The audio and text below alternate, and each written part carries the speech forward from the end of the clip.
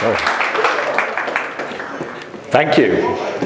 It's the first conference I've ever been where I've seen people drinking pints of Guinness at half time, which is fantastic. I was very tempted to put one up here and have one whilst I was doing my talk, but I'll save it for afterwards.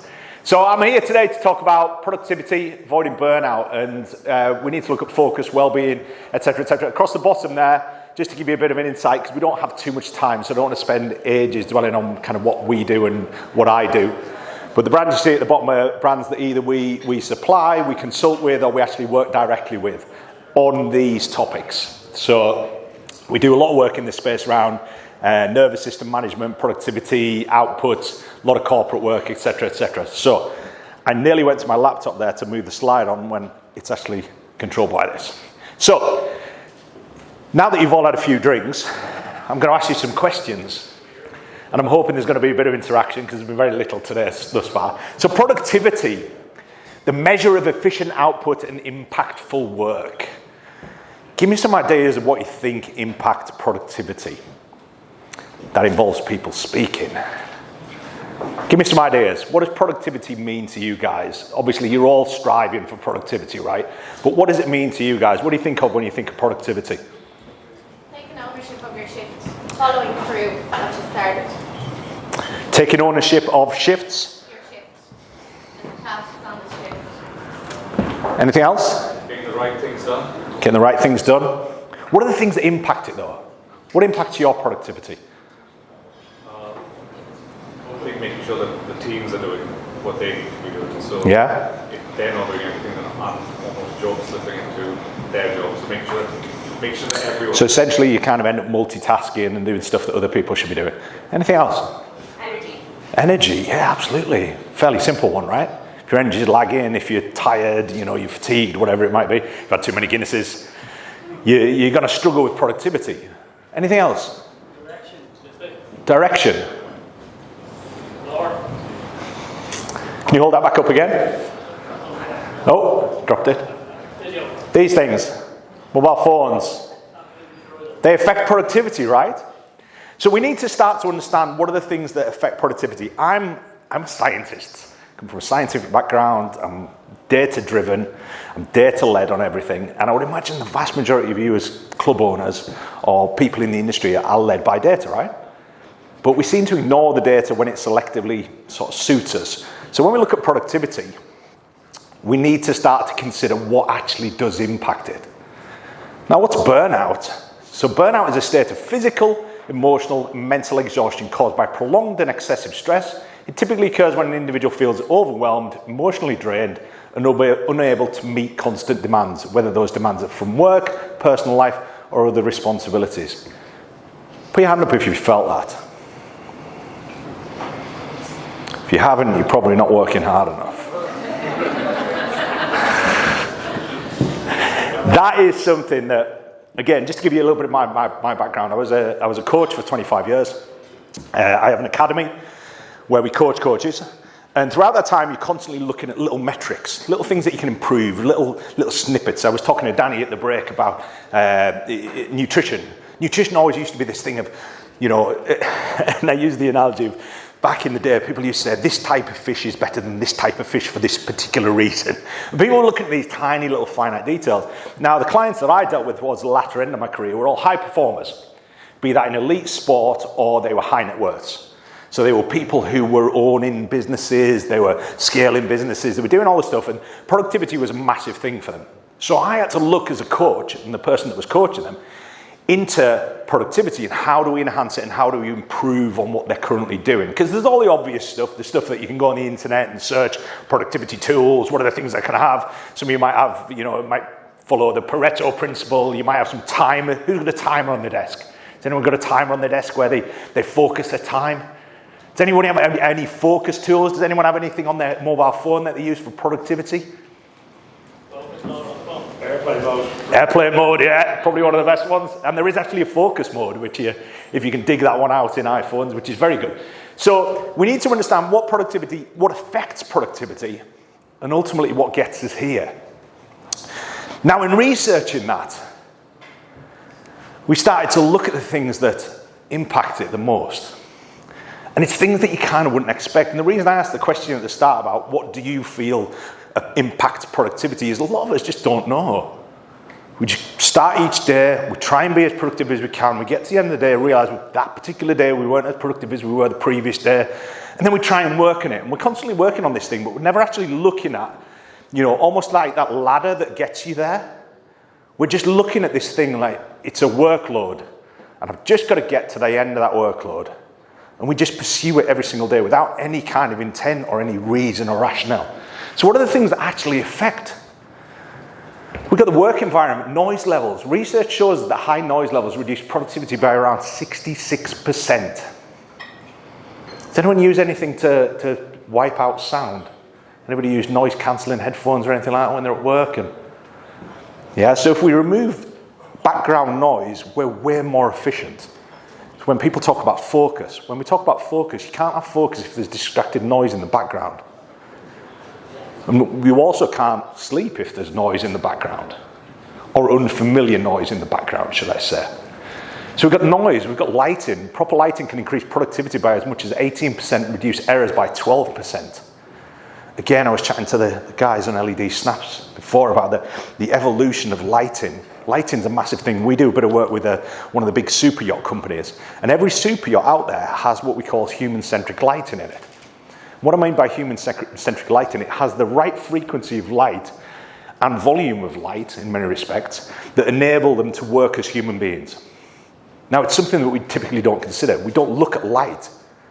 We've now got into this realm of going outside a little bit more. People have been told they need to go outside when they wake up and do all these different things. These all play a role. Temperature. Studies find that an ideal working temperature ranges around 21 to 23 degrees, increases productivity, whilst higher or lower temperatures decrease focus and performance. I don't need to really be telling you this because you've all experienced this. On the hot days and the super cold days, and you're just not as productive. And this is just one little thing that's impacting this myriad of other things. So if it's noisy, the lighting's bad and the temperature's bad, we're inefficient. We go into big corporates, we do a lot of work with TikTok or ByteDance. They've got 4,000 employees. One of the first things we did when we went into their offices is we measured the lighting in the office. And if you go around that office, the amount of people that have actually got noise cancelling headphones on is probably 50 to 60% of the workforce. Because they know noise distracts them. Because a lot of them are actually working with very complex algorithms and coding and blah, blah, blah. But in our industry, we never really consider this. We don't consider if we've got an office in the gym that maybe sound is impacting our output and how efficient and effective we work. Ergonomics. We know this because there's a lot of legal cases at the moment about people with bad backs and things. And I would imagine those of you who are hands-on with clients, you probably deal with a lot of people who are in the state they are, like a bent out of shape pretzel, because of bad ergonomics, right? Some of you have probably gone into corporates and gone in and just said, look, you need to make your seat look higher, you need to move your screen slightly, you need to stop doing this. And some of us coaches might have addressed those things. But these statistics, when we start adding them all up, are huge. They're massive. Mental and physical health, sleep quality, poor sleep can decrease productivity by 20 to 30%. Who in the room sleeps well? Put your hand up if you consider your sleep to be great. Right, how do we define great? So somebody who put their hand up and said great, my man there in the white shirt, what do you define as great? Uninterrupted sleep. And how long? 7? That's not bad. A few people are a little envious of this man. Yeah, you're like 7. Yeah. So the recommendations around sleep is 8 hours sleep that we need. Ballpark. We normally range it around about 7 to 9 because, like everything, we range it so it makes people feel less bad when they don't quite meet it. So, 5 pieces of fruit and veg actually was 10. They just thought there's no way people are going to do 10. So let's just make it 5 and people will be like, yeah, I did my 5. The fluid intake's cut short as well. It's not quite where it should be. So we've got all these things. So sleep, we're going to consider sleep in a minute. Studies show that people who sleep 7 to 8 hours are generally 10 to 15% more productive than those with shorter sleep. Who in the room? And again, this is an honesty thing, right? Stick your hand up if you get less than that allocation. Who gets less than 7 hours sleep on a consistent basis? Good amount. And there'll be a few of you lying. one of those statistics that you don't really want to admit to, because you know deep down that sleep is really important. And the amount of places where I speak about sleep, the amount of people who turn around and go, yeah, my sleep's great, I get 8 hours every night. And you can see just by looking at them, they're being a bit deceptive. But anyways, so sleep, you know whether you're getting that. Now, put your hands up again if it was sub 7. Right, if you're a professional athlete, your injury risk is doubled. Just off that one basis. Science tells us this. So when you're doing whatever sport or activity you're doing, your injury risk is twice as high as it should be because you're not recovering fully. Okay? Important. Physical activity. We're all proponents of physical activity, I like to think. This is the industry we're in. Boost productivity by 15% due to increased energy levels, reduce stress. Mental health. Anxiety and stress reduce productivity by about 15 to 20%. Who suffers from a bit of anxiety and stress? Who doesn't? Well, very honest are the two chaps at the back, because everybody in this room will suffer from anxiety and stress, I guarantee you. And it might come from any of those places that we talked about before. Workplace programs that support mental health can improve productivity by around 10%. This is data. We know this. We know the statistics that support it, and there's a huge body of evidence around it. But it's one of those things in our industry and across other industries as well, they selectively ignore it. The 9-5 working schedule. We've known it didn't work for about 30 years, but people selectively ignore it because that's the way we've always done it. It was invented in 1926 by Henry Ford because it suited his workforce. We've never once questioned it. I was over in Dubai about 3 or 4 months ago speaking for the retail trust that look after all the big high street retailers, because they're all going, this 9-5 thing doesn't seem to be working very well. And they wanted to know what the evidence was. We're going back 30 years of data. And we know that these flexible working schedules that were forced upon us during COVID actually work. So everybody's like, well, how do we structure them? How do we do them? And it all comes down to the employer largely being paranoid about the fact that that person is just going to be lazy. If I let them be flexible, that's what's going to happen. But what we also know is that the vast majority of people who are in employment actually want to move up the corporate ladder. So therefore they want to work harder. So if they can pick a slot where they can efficiently work, they pick it. They don't go with the one when work's really difficult because I'm really tired. They pick the most efficient one, which is interesting. So how do we avoid burnout? Self-care. We hear this a lot. Who addresses their self-care?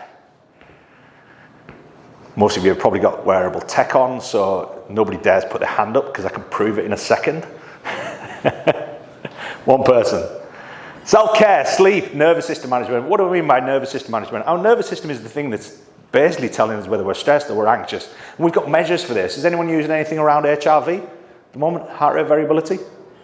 Within their clubs or any devices? First beat is probably the clinical version of it. And then you go down to things like people wearing Garmin's or Whoops or Ouras or whatever it might be. Wearable tech's massive. And if not now, all of you will have some kind of investment in wearable tech in the next few years. Okay, if not already. So heart rate variability is telling us how stressed our clients are. Because in essence, you get a chart that basically says red or green. And I'll show you one shortly. So, I normally start with this. Because I always like to start a talk, and there was a chap on LinkedIn yesterday who goes, I'm doing this talk, what would you recommend? I said, glossary of terms. Because what happens is you get halfway through a keynote or a seminar or whatever you want to call it, and you find out that half the room have disengaged because they haven't a clue what you're talking about, because you mentioned a couple of words that they didn't understand. So I like to have a glossary of terms. Anxiogenic. Who's heard that term before?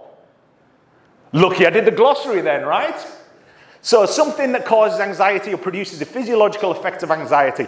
If something is anxiogenic, it elevates that level of stress. Therefore, anxiety goes up, productivity goes down. Okay? If it gets too high. Anxiolytic is the opposite. If something is anxiolytic, it's something that reduces feelings of anxiety, nervousness, or worry. I guarantee you that as club owners, many of you in this room will have implemented something that is anxiolytic into your club in the last 24 months. And you're probably not even aware of it. Be that classes, be that things that you do, be that specialists that you brought in, or be that equipment. Who's put anything around recovery into their clubs in the last 24 months? Recovery, right. Is recovery anxiogenic or anxiolytic? Anxiolytic, it's stress reduction, right? It's taken as the opposite way to what training is. So what's training? Exercise is anxiogenic, it's stressful. Okay? What's sleep? Anxiogenic or anxiolytic? Anxiolytic. The problem we have as individuals and as human beings, we spend a lot of time doing things that cause stress. And I'm going to go through a few of them. We don't sleep well, and our nervous systems are continuously overstimulated. Poor sleep quality, duration, chronically overstimulated nervous system has a negative impact on both physical and mental health. Combined, this becomes compounded. 60%, including sleep disorders and insufficient sleep, 60% of the global population is affected by sleep-related issues. When you move into our sector, it's actually significantly more. When you move into pro sport, it gets even worse. Pro athletes on average have 5 to 6 hours sleep per night. Means most of them walking around like ticking time bombs. But a lot of these big clubs don't care because they've got this feed of new athletes. The biggest sport in the world that looks after recovery is which one? Do we know? The NBA. Do we know why? So it's a basketball. The NBA has the smallest pool of players at elite levels to select from of any sport on the planet. True elite talent. So therefore they look after their players. A lot of the recovery modalities that we see in clubs and professional clubs now are all coming from the NBA. They want to extend the longevity of their players. They want to keep people like LeBron on the court because they've got no one to replace him. So they do a lot around recovery. 90% of Western countries. In Western countries, 90% of all adults consume central nervous system stimulants on a daily basis. Who's had a central nervous system stimulant today? Do we know what a central nervous system stimulant is? What's the most common one? Well, it's probably the only one that anyone in this room is going to admit to. If you've taken anything else, it's a central nervous system stimulant. Fair play to you. But when we go into the city, we're not dealing with caffeine anymore. We're dealing with other types of central nervous system stimulants because they need to stay awake for longer. We're also dealing with things at the other end of the spectrum that help them sleep. So what's the most common tool that people use for sleep? You've just had some at lunchtime, some of you. Alcohol. Alcohol's a depressant and a sedative. It absolutely ruins sleep though. But it helps you get to sleep. Crazy, right? It destroys the quality and depth of your sleep, but it gets you to sleep. And how do people normally measure sleep quality? I got to sleep and I stayed asleep. I had 8 hours of non-interrupted time with my eyes closed. That doesn't quantify great sleep. We've got to look at quality. So how does this look? So when we start to look at how the nervous system is stimulated, so let's just take you through an average day. Who has an alarm clock that wakes them up? Put your hand up. If you didn't put your hand up, how do you get up? Kids, so you have got an alarm clock, right? Right, kids, anxiolytic or anxiogenic? Anxiolytic, all right, answer the question. Anxiogenic, right? Kids, I've got 3 of them. Trust me, they're anxiogenic more than they're anxiolytic.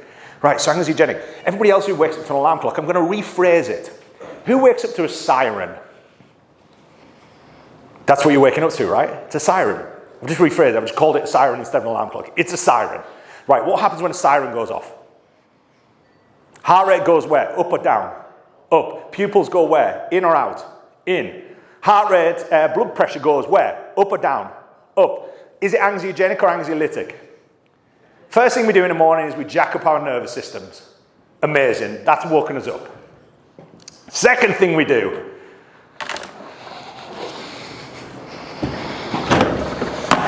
Because that's normally the alarm clock.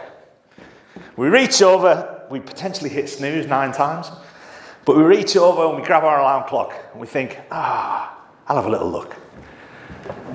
Social media, anxiogenic or anxiolytic? Our brain, when we wake up, goes through a bunch of warm-up phases. Who's into their cars? Who's a big car fan, right? You don't wake up in the morning, walk out, turn your engine on, and floor it, do you? It's got to warm up a bit, hasn't it? Otherwise the car's not going to last very long. Our brain has the same process. It has to go through a warm-up phase. Does anyone know what the phases are? You familiar with the brain waves? So let me just explain. So brain waves when you're sleeping are like this. Brain waves when you're starting to wake up go like this. Brain waves when you get a little bit more awake go like this. And then brain waves when you're awake go like this. And then when we get above that into what we call a state of focus and flow, they're like this. It's what we call an alpha state. So our body has to go through these warm-up stages. The second you pick up your phone, it skips 2 of them. Affects short-term memory. So therefore, as you get older, you go, I'm getting older, starting to forget things. You pick up your phone straight away, skipping 2 brain phases that help you with memory consolidation. So you go straight into what we call a beta phase, right? And you increase your stress levels, because when was the last time you picked up your phone and it didn't influence you on an emotional level? You opened social media and it didn't create any kind of emotional impact. Anybody? Anybody? Anybody taking that level of drugs? So, we're what, 3 minutes into our day? 2 anxiogenic activities. What's the next thing we do? Somebody said kids. If you've got kids, next thing. Kids, delight in the morning. Anxiogenic. What's the next thing we do? Somebody shouted it out there. Coffee. You go downstairs for a? Coffee. Caffeine. What's caffeine? Anxiogenic? What does it do? Heart rate, blood pressure, pupils dilator. What we have in modern day life is that there are so many things that impact it, which I'm going to get into, and I'm going to talk about those things so you can sort of pinpoint what they are. But we need to manage them better. Suboptimal sleep. The funny thing about sleep is people isolate it and they go, sleep is a completely different thing to what we do in the day. If you have suboptimal sleep, you have suboptimal daytime performance. We know this, categorically. There is nobody in this room that's an exception to that. Nobody. You're not this genetic anomaly that only needs 5 hours sleep. That's nonsense. I believed that for probably 10 years as a coach, when I was a coach. So I used to get up at silly o'clock and I'd go to bed at silly o'clock and I'd do these split shifts and blah, blah, blah. And I was like, I just need 5 hours sleep, mate. Until basically my nervous system said, screw you. And then there's this cascade of things that happen. So we start to get emotional and psychological issues, increased irritability. Who in here, when they're lacking sleep, it makes them happier? Anybody? They're like, I only had 3 hours sleep last night and the kids are pulling on my leg. Hey, that's amazing, let's play games. No? We know that. So I don't need to prove it to you, we know. Mood disorders leads on to mood disorders, stress sensitivity. We know that we're highly sensitive to stress when we're lacking in sleep. Social interpersonal problems, communication difficulties. You know, people don't want to be around other human beings when they're lacking in sleep. Relationship strain, social withdrawal, physical health problems, fatigue, weakened immune system, chronic conditions, performance issues, decreased productivity, higher error rates, absenteeism, cognitive impairment, reduced attention, concentration, memory problems, slow reaction time, poor decision making. And we could write lists of negative impacts. Positive? There is no positive. Apart from you get more time to be awake. It's a bit of a weird one, isn't it? Be more awake to be more productive. We know statistically that doesn't work. So we've got to think about recovery. Nervous system demands. There you go. Have a read through that.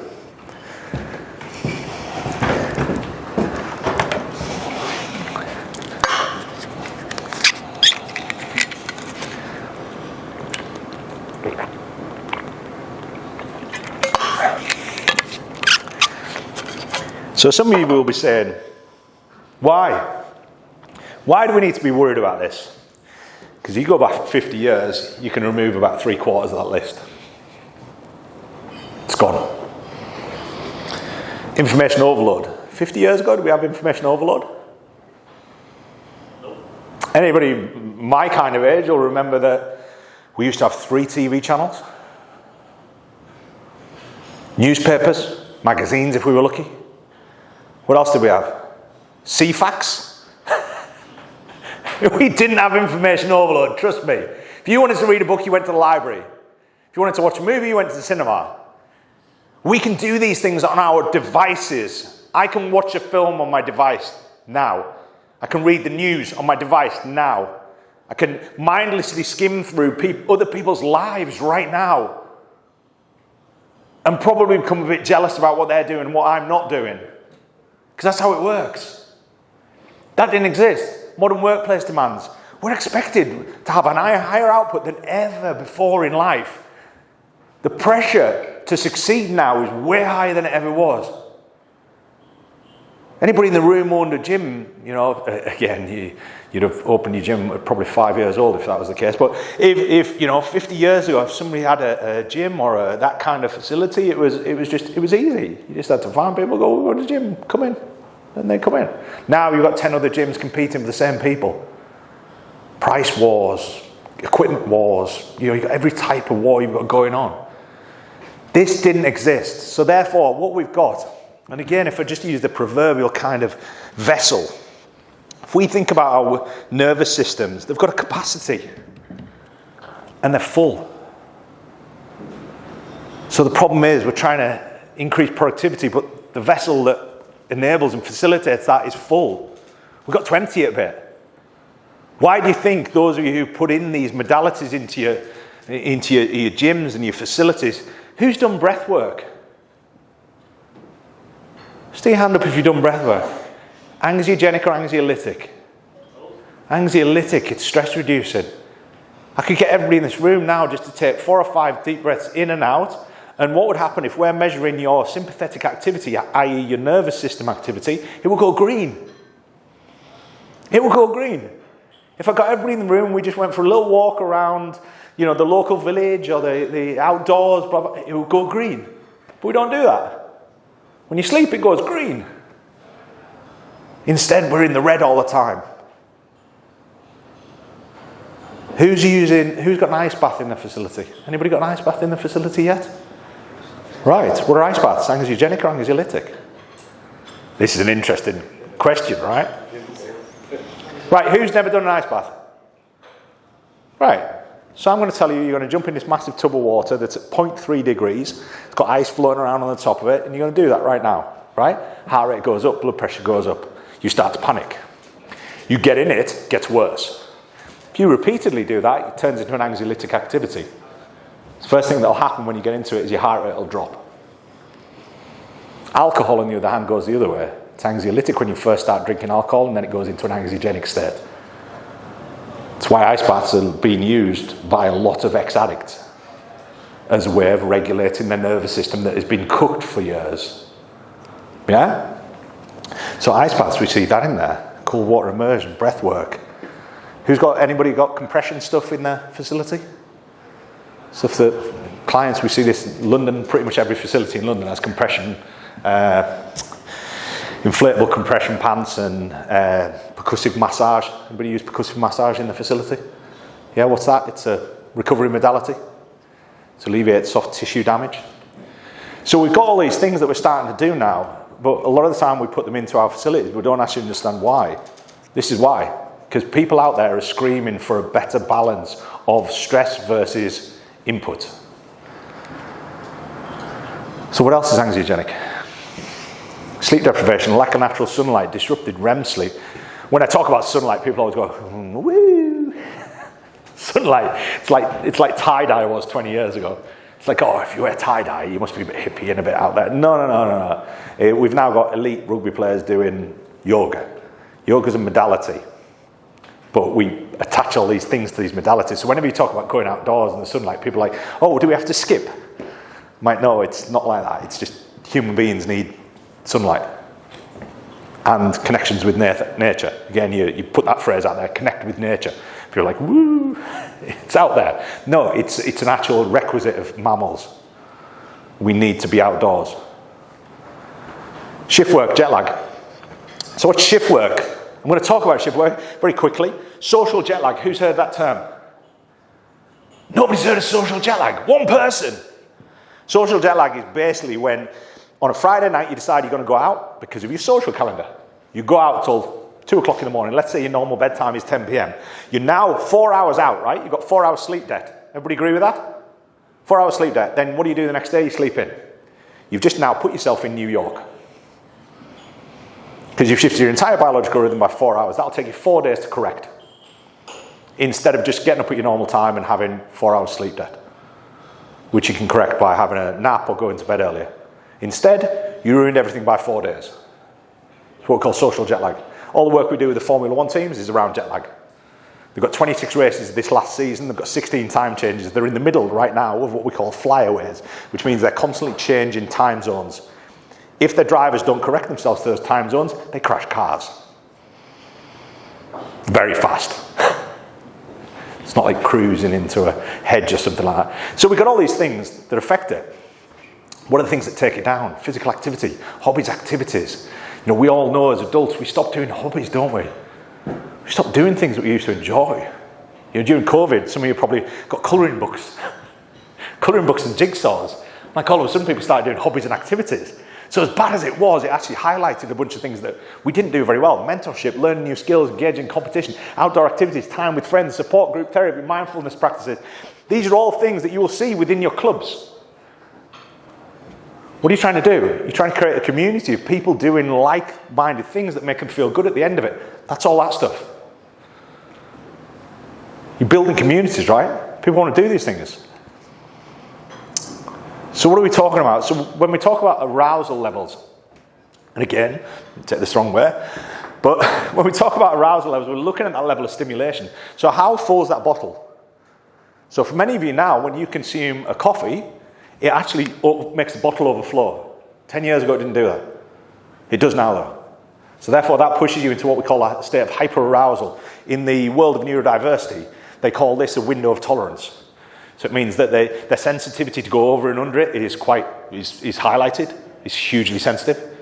Whereas somebody who's neurotypical, what you find is that window, I nearly slipped off the back of the stage there. That window, I didn't realise it didn't go all the way back.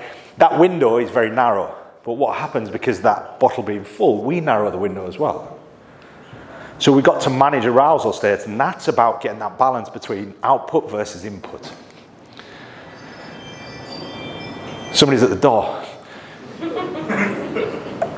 I hate the fact that Ring only have one ring, because you never know whether it's your doorbell. Simple thing. Anyways, obesogenic, something that promotes excessive weight gain, producing obesity. Carcinogenic. Did you know that shift work is carcinogenic? Do we know that? Shift work isn't what you do for a job. Shift work is how your sleep schedule looks. So if you go out every Friday and Saturday night till 2, 3 o'clock in the morning and sleep in on a Friday, on a Saturday and a Sunday, you have the biology of a shift worker. It's carcinogenic. Declared so by the World Health Organization 10 years ago, which means probably we knew about it 20 years ago, because they wait for this body of evidence that nobody can ever come back and go, you were wrong. So it's something that is able to, why are these relevant? Because everything I've been talking about today that we correct is going to improve all of these states. Russell Foster, he's the professor of circadian neuroscience at the University of Oxford. So for our bodies to function, we need the correct materials delivered to the right tissues and organs at the correct concentration at the optimal time of day. Sounds really complicated, but it actually isn't. Because I'm going to take you through it in about 5 or 10 minutes. How am I doing for time? I love when you just respond with okay. Let's not get specific here. Circadian entrainment.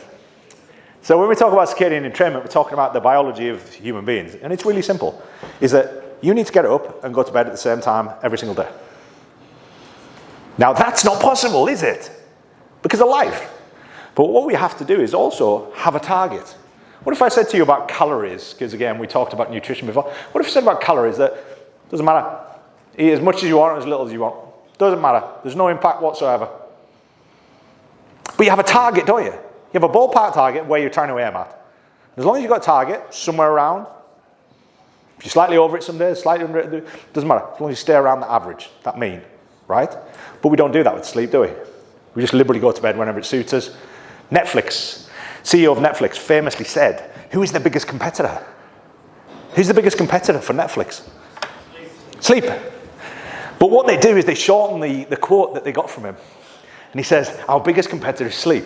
They miss out the next bit, in which he turned around and said, and we're winning. So when you get into bed, and let's say you get up at 6 a.m. If you get up at 6 a.m., you need to go to sleep at 10. That gives you your 8 hours. You have a 16-hour wake window to do whatever you please in. It's a long time. Long time to do a lot of stuff, right? And if you're productive, you can get a lot done in that time. So we have a 16-hour window. So if at 10 p.m. you just finished your latest episode of Married at First Sight, and then they give you this awesome teaser for the next one, and you think, should I watch the next one? Should I? Oh, just put it on. Just watch a little bit. An hour later, you're still watching it. When we speak to people in elite sports, Netflix wins every time. Which means they're quite happy depriving themselves of sleep, knowing full well it's going to increase their injury risk, despite the fact that is their entire career. So we've got to think about the things that are vying for our sleep. And we've got to be disciplined, right?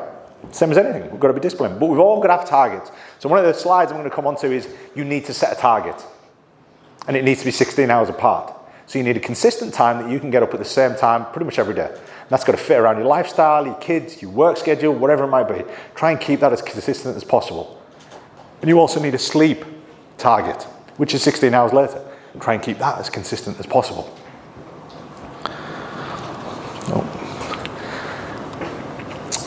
So what's the health impact? Can everybody see that? We'll share the slides. Right. Acute impacts. So again, let's just take the example. So my man on the front here looks like he parties every weekend. No, let's say your normal bedtime. What's your normal bedtime? Ballpark. 10 o'clock. About 10 o'clock, right. So you're going to go out. Sorry, what was your name? Kevin. So Kevin's going to go out until 2 o'clock in the morning on Friday night.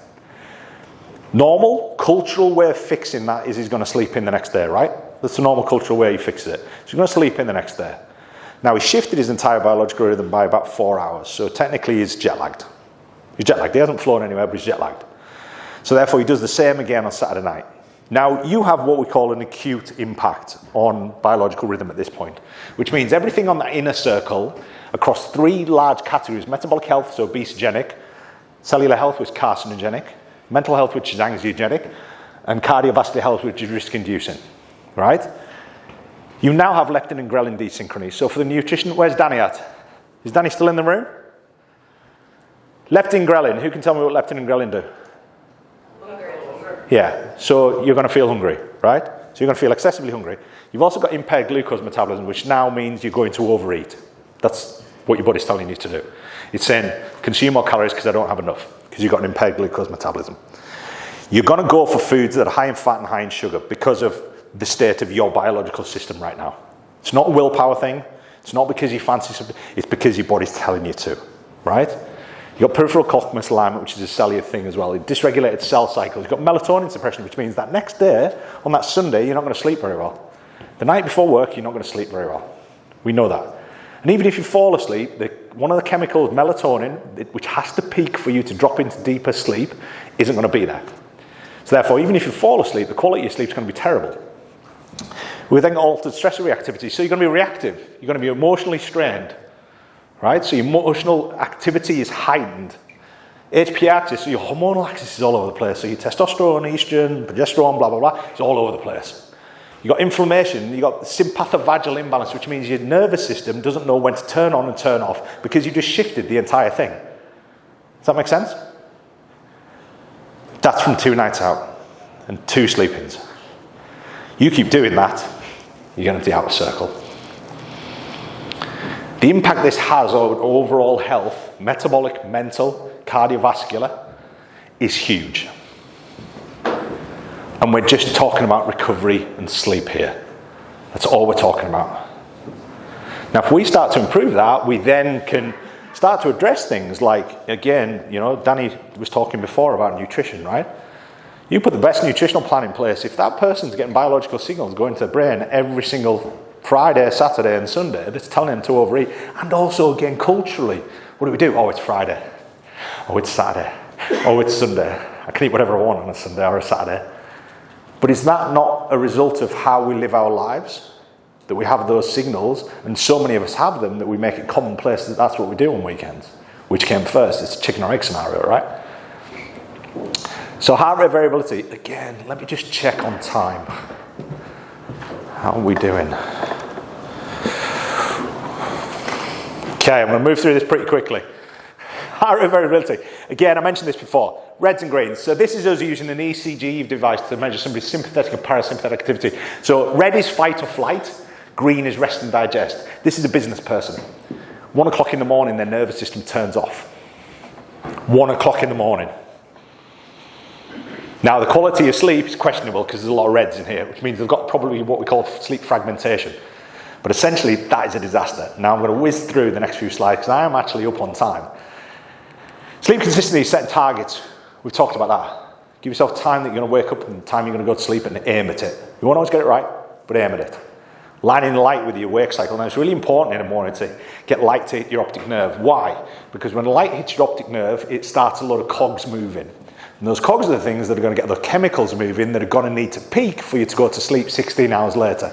If you don't get light, they don't peak at the right time. So in the morning, seek light. You've probably heard a lot of people, of late talking about this. Light with sleep, same thing. A couple of hours before bed, you need to restrict the amount of blue light that's hitting your optic nerve. So you need to close laptops, you need to close phones, you need to get away from them.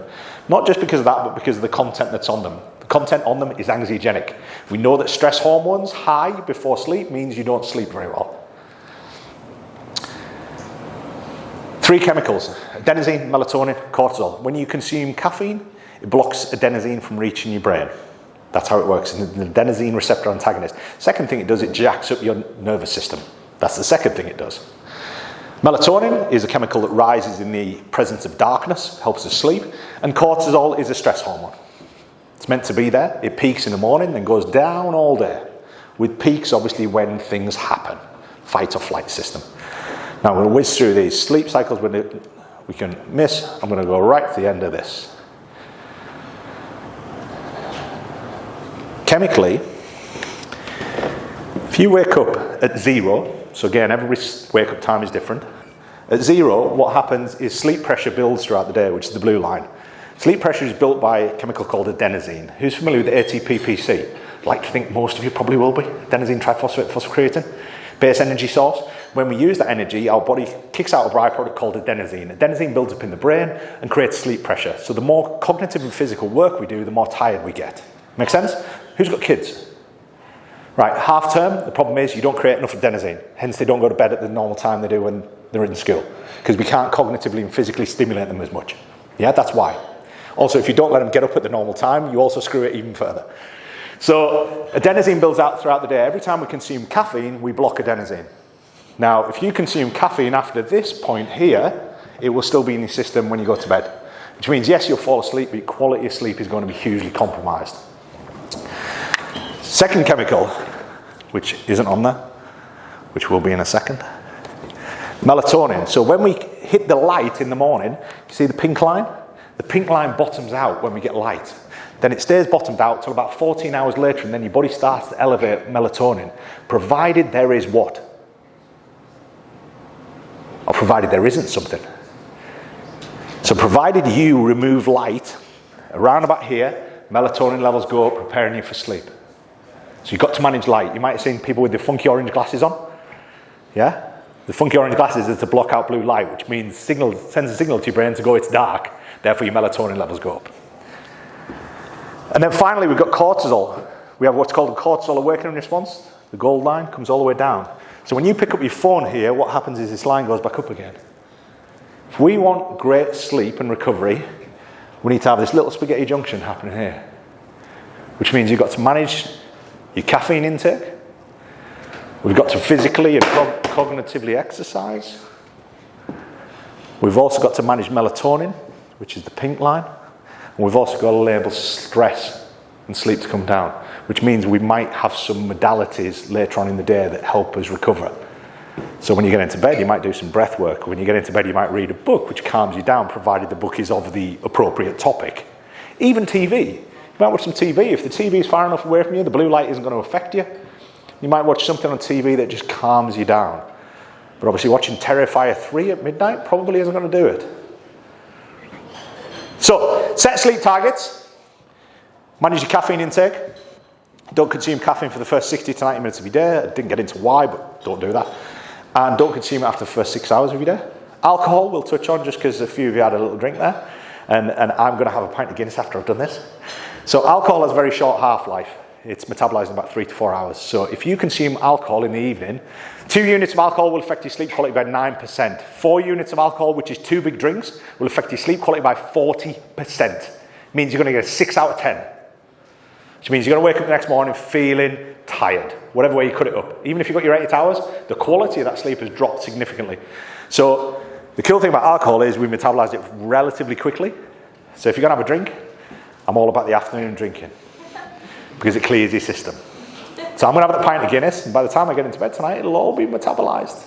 And I'll have had the fun, only if I have 10 of them, but I'll have had the fun and none of the side effects. So when we talk about caffeine, we talk about, look, it's a chemical that impacts us negatively if we take it at the wrong time. Manage it.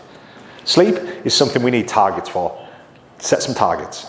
Light is something that human beings, because we're mammals, need. We're the only mammals on the planet that don't wake up to sunlight, particularly in winter. So in winter, if you've got devices or you've got things in your clubs, you need to start to consider human-centric lighting in your clubs. I've just done some consultancy with a club in London. They spent more on their lighting system than they did on kitting their entire gym out. And they kitted the gym out in a layer cut. So you can imagine what they spent on the lighting. Because it's in a basement. And they basically put human-centric lighting throughout the entire gym so they can tune in and out blue light. Make sense? Cool. Hopefully lots of take-homes, things you can do personally, but also start to address. The wellness piece, as you all well know, is growing massively. Wellness and gyms are no longer just places you go for a workout and you leave. Health clubs aren't of that ilk. We are now there to improve people's wellness. So these are all things that we need to consider as facilities, and we need to start to move on. Because if you don't move, you're going to get left behind, because these things are moving pretty rapidly at the moment. If anybody's got any questions, I'm going to be out for the rest of the day. Thank you all for your attention, because it is the middle of the afternoon and we are very close to here, the last point. This is what we call a biological slump. Here, cortisol is of a level that is switching your nervous system from a sympathetic fight or flight response into a parasympathetic state, rest and digest, which is around about 8 hours after you woke up, which is right about now. So I've got a really stinking slot here, but I'm okay with it. We get a peak of sleep urge. Sleep pressure is halfway up, so therefore you're closer to sleep than you are to being awake. It's what we call the afternoon slump. It's why the 9-5 doesn't work. And when we get to the afternoon slump, what do? We consume caffeine, because caffeine increases alertness, which is the grey line, increases cortisol, it reduces sleep pressure and reduces sleep urge. Okay? Thank you very much for your time.